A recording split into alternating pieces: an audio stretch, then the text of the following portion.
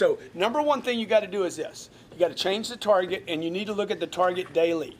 The target, you have the wrong target right now. If you're struggling, you have the wrong target. When you change the target, everything changes. Number one, the target. Number two, you need to get your income to a place. This is a fascinating concept right here. Okay, if you can do this, I guarantee you'll be rich. You need to get your income not to what pays your bills, but to where you can save 40% of your gross income is saved. Okay, now you want to talk about something difficult? This is way more difficult than that. If you can do this, you will get that. All right? So when you sit down and do the math, what would it take for you to save 40% of your income? So watch what happens. If you make $10,000 a month and you want to save 40,000 of it, you would pay yourself first. The government doesn't let you do that. They don't trust you. They're like, no, get that money from him first before he blows it. We know he's going to blow it. Okay? We know the IRS is going to take, they're going to withhold probably 4,000 of it. So look, if you'll pay the freaking IRS $4,000 of 10, you need to figure out how to pay yourself $4,000. What's the problem here? You got to live on 2. So just keep doing the math out. This is the math you need to do with your spouse. You need to keep working it out until you're like, he's like, let's go buy a new car. Yeah, we ain't got any money for a new car. That's why when I was 35 years old, no one knew that I was a millionaire. Nothing had changed. I was still running with shit shoes, you know, buying $40 shoes and working a shirt out as long as I could. And like, nobody saw, I didn't have fancy cars. I'm driving a Camry with $1 million in the bank.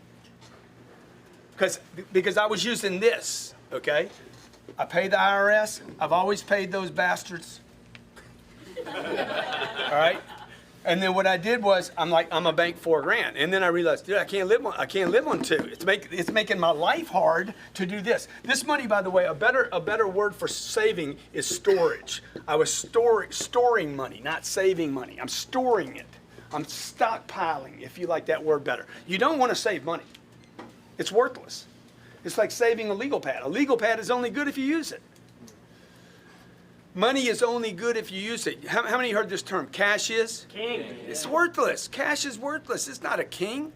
If you leave money in this storage account too long, guarantee you it will disappear. It always has in your life. If you look back over your life, the longer this money sits in storage, Pablo Escobar, was he the drug king? Yeah. That was his biggest problem. Mold, bugs, somebody steal it, rats. You don't want to leave it in storage too long because it's going to zero. All cash goes to zero.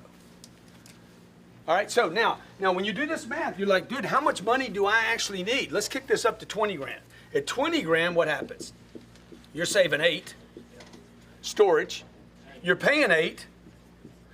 And now you can live on 4. See, now this is the right way to do a budget.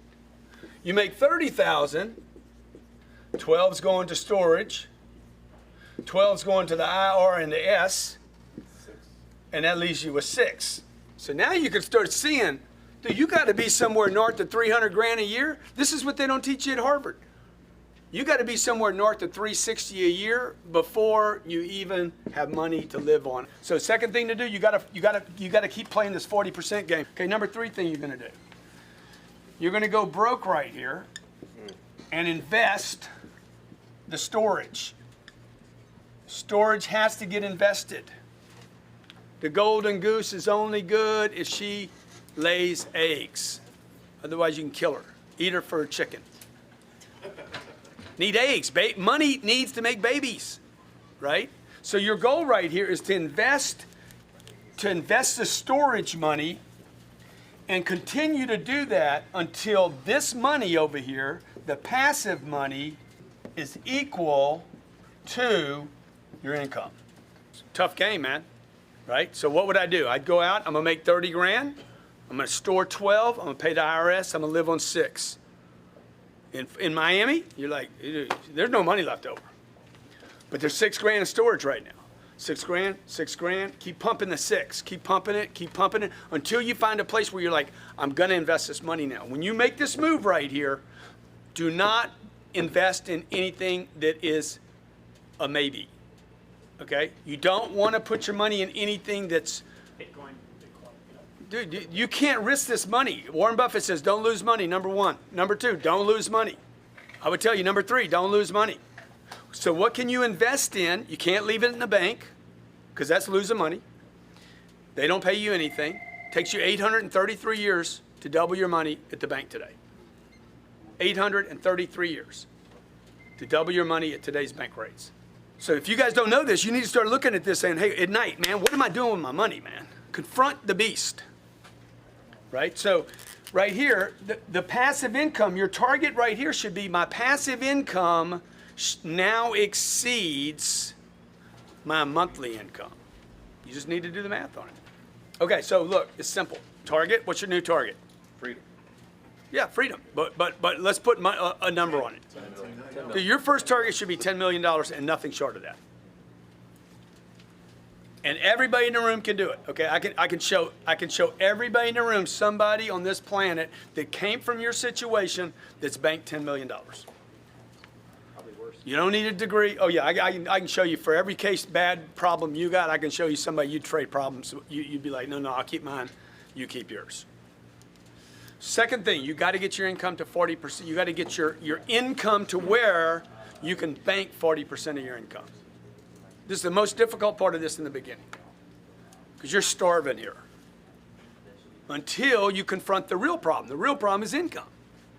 Third thing is, this money, you need to stay broke with this money. You need to get this money in a sacred account somewhere where no one is going to jack with this money. Here, I'm busted all the time. I'm broke all the time. This is what I got on me today. Okay, like I'm piling up everything right now to make another deal. Right? So that's what it means by being broke. It doesn't mean get money, blow it. It means get money, store it.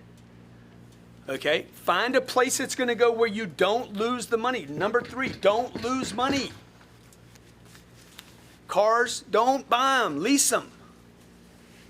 Okay? Where you live, don't own it, rent it. Don't own anything, dude. Just stack cash and wait till you can put it in something where it won't be lost. It just goes away for a while. And inflation over time, 5 years, 7 years, 10 years, one day you look up and like, okay, I didn't lose my golden egg. That thing is protected. I got a little drip every month from it.